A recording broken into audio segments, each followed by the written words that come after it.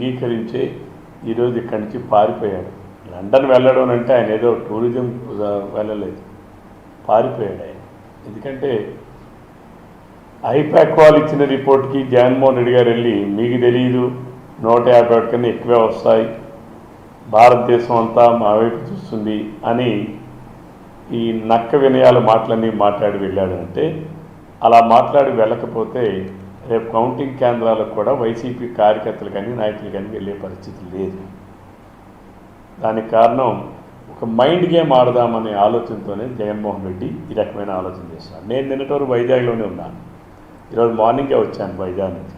నేను అడిగాను అక్కడ చాలామంది, నేను ఒక హోటల్లో ఉన్నాను, 2 days ఉన్నాను. ఏమండి 9వ తారీఖు నాడికి 8వ తారీఖు నాడు కానీ ఎవరైనా హోటల్స్ బుక్ చేశారంటే అసలు ఎవరూ రాలేదండి, అసలు ఎక్కడ బుకింగ్ లేదు, ఏమీ లేదు, అసలు చేయాల్సినటువంటి అవసరం కూడా లేదు. ఎందుకంటే ప్రజలు కూడా బెంబలు ఎత్తుతా ఉన్నారు. ఈ వైసీపీ వాళ్ళంతా వీళ్ళంతా గ్యాంగ్స్టర్. జగన్మోహన్ రెడ్డి ఒక గ్యాంగ్స్టర్ అయితే అందులో ఉండేటటువంటి పాత్రదారులు వీళ్ళందరూ కూడా, ఇంక్లూడింగ్ బొత్స సత్యనారాయణతో సహా వీళ్ళందరూ వైజాగ్ వచ్చి మా ఆస్తులు ఇంకా ఉన్నటువంటిది ఏమైనా ఉంటే కబ్జాలు చేస్తారని భయంతో వణికిపోతూ ఉన్నారు వైజాగ్ ప్రాంతంలో ఉన్న ప్రజలు.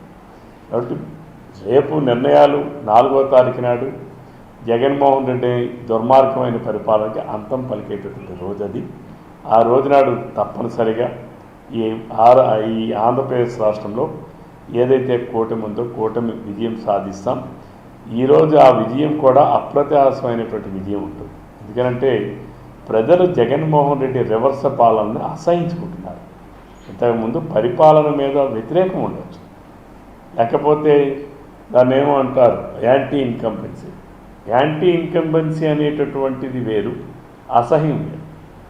ఈ 5 సంవత్సరాల జగన్మోహన్ రెడ్డిని కానీ, జగన్మోహన్ రెడ్డి అబద్ధాలు, జగన్మోహన్ రెడ్డి అసత్యాలు, జగన్మోహన్ రెడ్డి పరిపాలన విధానాలు, జగన్మోహన్ రెడ్డి విధ్వంసకరమైనటువంటి పరిపాలన విధానాలు, వ్యవస్థల్ని విధ్వంసం చేయడం, అలానే ప్రజల మాన ప్రాణాలకు కూడా రక్షణ లేకుండా ఉండే పరిస్థితి, ప్రజల ఆస్తులకు రక్షణ లేనటువంటి పరిస్థితి, వీటన్నిటి నుంచి కూడా ముందు ఈ దుర్మార్గుడిని ఈ రాష్ట్రం నుంచి పంపిస్తే చాలు అనేటటువంటి ఆలోచన విధానంతో అసహించుకొని నిన్న ప్రజలందరూ కూడా ఓటేశారు. కాబట్టి జగన్మోహన్ రెడ్డి యాంటీ ఇన్కంబెన్సీ అని మీడియాలో మాట్లాడుతూ ఉన్నారు. కొంతమంది మీడియా సోదరులు కూడా యాంటీ ఇన్కంబెన్సీ ఉంది. యాంటీ ఇన్కంబెన్సీ కాదు, ఒక జుగుప్సం. యాంటీ ఇన్కంబెన్సీ వేరు, జుగుప్స వేరు. జగన్మోహన్ రెడ్డి అరాచకమైన పరిపాలన, ఆటవిక పరిపాలన పైన జుగుప్స ఉంది ప్రజలు. అందుకనే ప్రజలు చేత్కరిస్తూ ఉన్నారు. జగన్మోహన్ రెడ్డి ఏది చేసినా రివర్సే. నిన్న జగన్మోహన్ రెడ్డి మాట్లాడిన మాటలు కూడా మనం రివర్స్లోనే తీసుకోవాలి. ఇది కూడా ఏనాడైనా వేదికలెక్కి ఏం మాట్లాడాడు, ఏ రోజైనా నిజం ఒక్కటైనా మాట్లాడా? దానికి రివర్స్గా మనం ఆలోచన చేయాలి. ఎందుకంటే జగన్మోహన్ రెడ్డి మతి కాస్త డిజబిలిటీ ఉన్నటువంటి వ్యక్తి కాబట్టి ఆయన మాట్లాడే మాటలు మనం రివర్స్గా తీసుకోవాలి.